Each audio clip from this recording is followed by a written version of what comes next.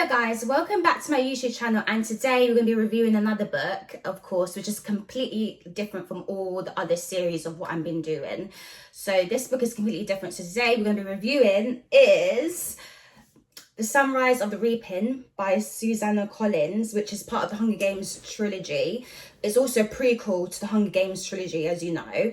So let's dig in. So as you know, it's spoken in the perspective of Hamish Abernathy, of course, who's a Hunger Games mentor, and he mentors, and it's spoken through his perspective before he mentors and all that.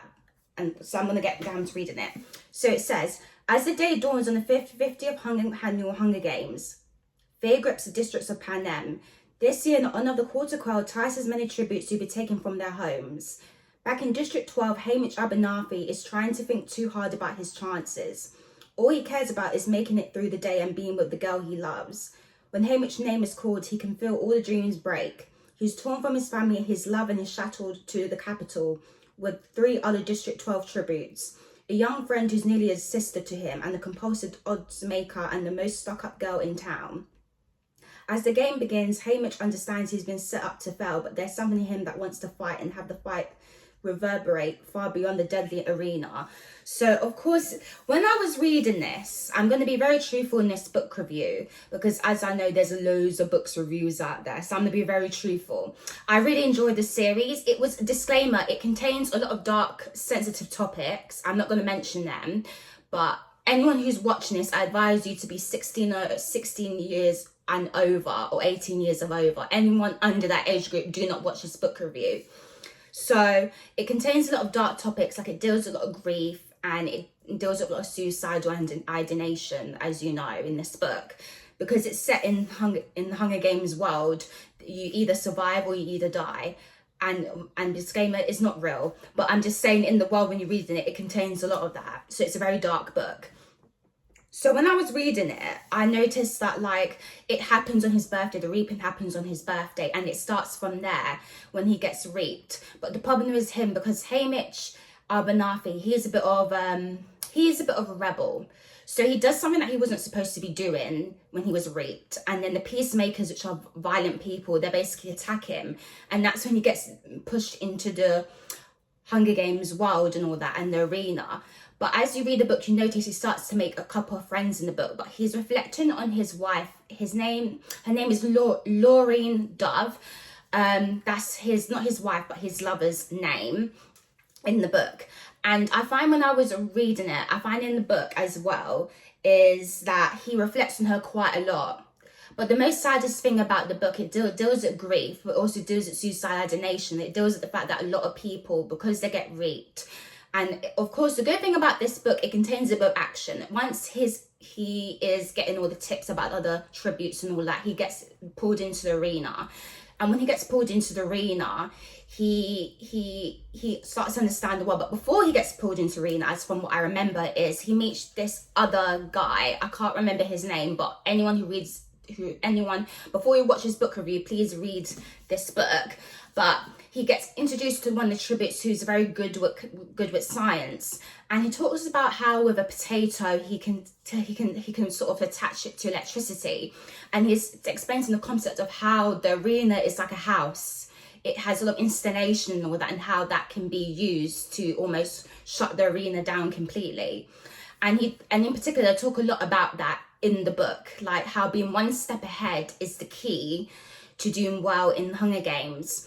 And almost one thing that I read about this book, it teaches you how to outsmart a lot of the people in the tributes, but it doesn't teach you about general life. It just shows that you have to learn to outsmart the other tributes and be one step ahead. And I find when I was reading it, it contains sort of symbolism. In particular, before he goes into arena, there's a scene where President Snow, he's drinking milk, and he brings it back up. He starts vomiting and all that, and he brings it back up, which is not the greatest descriptive thing when reading it. But that's a lot of symbolism to the toxicity and the deadly side of the arena, but the deadly side of District 12 and the deadly side of all what the tributes are going through. Because in particular, if you look closely at the book, you see there is a snake, and you see there is a Mockingjay. It's not a Jabberjay, it's a Mockingjay. And a lot of this, the snake and that is there's a lot of contrast. The Mockingjay is supposed to symbolize a sense of hope. And because this is a prequel of the book, this is set before Katniss Everdeen goes into the Hunger Games. And as you know, she becomes a symbol of the Mockingjay. So in particular, when reading this book, you find that Mockingjays and snakes are mentioned, and possibly the snake could be a representation of the Capitol deceptive side, how the Capitol doesn't really tell you everything, what happens after when you go in Hunger Games and the arena. So when I was reading it, I find when you're reading it, like there's a lot of stuff that happens in the arena. Like of course there's a lot of like tsunamis, a lot of disasters that happens, and only a few people survive. But as you know, because it's Hunger Games, people die. You have to kill other tributes in order to survive. And luckily for Haymitch, he managed to survive because he done the whole theory that one of the tributes said for him to do. And the good thing, the most saddest thing about this book, he has been set up to fail. Even President Snow knows this, even all of them know he's been set up to fail, and everyone's watching him fail around him. But the one thing he's learning, that he almost has to outsmart them and be one step ahead. But he's learning that the sinister side of how everything, once the cameras are on, you have to be a certain way, and how people are suffering outside of the arena. Like a lot of family members are suffering. And that's what makes the book very sad. When I was reading it, it was very sad. Like there's just so much suffering, and how he still needs to go in the games and do what he needs to do. And how instantly he gets into this world and he knows what he needs to do to win the games. And he remembers what his mentor said to him, he remembers what President Snow has said to him, and boom, he's into the games straight away. But I also find when reading the book, let's just say, I did nearly cry, because towards the ending of the book in particular, I got a bit sad, because there's a scene towards the ending when his lover, Laurie Dove, she tries to, how should I word this? She tries to end her own life. And she does this by taking this medication or something. It's not liquid, but it's a form of medication. And when she takes loads of it, she starts to have an epileptic shock. And when she does, he tries to save her, and unfortunately he cannot save her. And then in particular in this book, there's a lot of poems, and the dark side of these poems, if you know the whole Hunger Games trilogy, you know what Katniss Everdeen, she sings that Hanging Tree poem, and how that is mentioned in the prequel, The Sunrise or the Reaping, and also other poems about his lover, Laurie Dove. And they talk about a lot of things that happens in the Capitol in particular, and outside the Capitol, such as like people die, and the peacemakers are not kind, and they do things to people and all of that. In particular, one of his poems include about Laura Dove, and there's sort of symbolism behind that. And I like to think, my interpretation, I like to think, maybe it's a maybe, that with this Mockingjay, in some ways, I like to think that she sort of is like the symbolism of all of that, because when you're reading in the book, you find, I'm not going to give out any spoilers, but a lot of things are revealed towards the ending of the book. Not the beginning, but it's towards the ending of the book. And you're going to be very shocked. But all I know, there's a lot of things that is revealed in the book, which is very sinister. And in particular, what is sinister, as you know, for you to read this book, The Sunrise of the Reaping, anyone who follows me on my channel, please watch my Ballad of Songbirds of Snakes, which is by the same author, Suzanne. Do not watch this video, because you will not understand what this book is about. You will not understand it. So I really advise you to watch that video first, and then read that book, and then read this book, and then watch this book review, because you won't understand what I'm talking about. But anyone who's a fan of the Hunger Games trilogy and Hunger Games series, completely, the prequel and also the other book, the Ballad of Songbirds of Snakes, as you know, it almost symbolizes, she's a symbolism of the Mockingjay, and that is quite ironic, and it ends on an ironic ending. That's the thing. I'm not going to say because this is a book review, I'm not going to reveal everything, but it ends on an ironic ending. From the beginning, it does a reverse of what happened in the beginning to the ending of the book. And I sat there and I thought, I was left a bit sad and a bit heartbroken for the character. But in some ways, he knows as a mentor, he needs to do his job. That's the thing. He knows he has to do his job. Despite what he's going through and despite what he endured in the arena, he knows when he becomes a mentor in the ending, you understand what I'm saying when you read the ending, he knows he has to do his job. Because if he doesn't do his job, he will pay a costly price. As you know, he already paid that price because he lost his lover and he lost his family members. A lot of it, I'm not going to say how they died, but a lot of it is very dark. Suicidal alienation and all of that. It's very dark. But the book is very good. It grips you and it keeps you on your toes. And I find when you was reading it, I just wanted to... The book was it was one of those books where you have to take your time reading it. You can't rush through it to really understand it, especially if anyone is out there is the fan of the Hunger Games trilogy and Hunger Games series. You have to take your time when reading this book. You cannot rush because you really need to there's a lot of world building, there's a lot of descriptive paragraphs and a lot of pieces about the characters and what the characters are doing in the prequel of the book.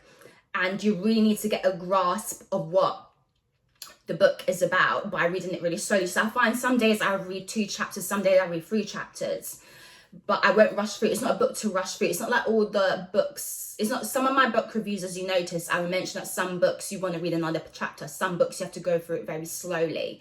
But with this book, you really have to take your time to understand the characters and what the characters are enduring. So in terms of ratings, I would give this book a 9 out of 10. I know I'll give it 9. The reason why I give it 9 out of 10 because it's very good. It's good world building. It has a lot of poems and it has a lot of symbolism, motifs, and it alludes to a lot of things that is mentioned in the Hunger Games trilogy and the Ballad of Songbird of Snakes and all that. It's before. Prequel is before something. So this is before when Katniss Everdeen goes into the Hunger Games. So it alludes to a lot of things. It's like a foreshadowing of what is about to come. So I find when I was reading this book, that's how it was presented for me. I really enjoyed it. I can't stop talking about this book because this book is actually really good. Even though it's a very dark book, I got to admit I did still love the book because it's one of those books that the writer Suzanne Collins done really well. You can tell she written it in a very passionate, very descriptive way, and she really dug deep into these characters to understand the world. And you're not just understanding the world from the world building, you understand it from different angles. You're looking at the book from this character's perspective, that character's perspective, and also the capital's perspective. So that's what's really good about this book. And that's what I love about reading books, the power of storytelling and how you can make the characters have different views and how you can look at the world within the book from different perspectives. And that's what's really good about the book. And that's something that I hopefully aspire to be, someone who's a good storyteller, someone who's able to just storytell and inspire people. And I find this book quite inspiring. It's a wonderful book because, of course, it's not science fiction, but it's sort of like a dystopian book because it's set in the world that's not real, but it feels it's not real completely, but some things are similar. And that's what I like about the book.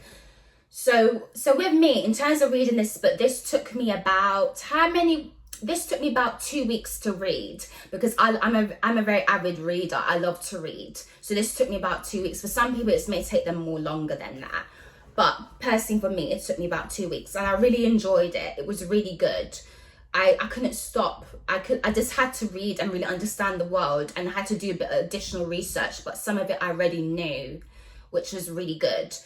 And for me, I find, so if someone had to ask me a question, are you on Haymitch Abernathy's side, and what do you think of Haymitch Abernathy's Abernathy in this world completely before the Hunger Games? I would think this prequel is almost like a warning. I would say that this prequel is like, in my own view of it, and most people agree with this prequel is a warning to the Hunger Games, what will happen when Katniss Everdeen goes in there. Without him becoming mentor, a lot of things in the Hunger Games wouldn't have happened. So it's good that the prequel, you get a sense of understanding of what is happening in some ways, which is really good and which I really enjoyed. Yeah, so you get understanding what's about to happen because it's set before the Hunger Games, from what I know. Any of you, if I said it wrong, correct me in the comments, but from what I know, prequel is before. But you get a sense of what is about to happen, and that's what I really love about the prequel novel. It's really good. I really enjoyed it. It was a heavy read, but I feel like it was worth it because you learn a lot about the world. And I hope, guys, you enjoyed watching this book review by me, of course. And thumbs up, add a like, comment, and of course subscribe for more book reviews and short stories by me, and also songwriting as well, because I love to do that. And bye.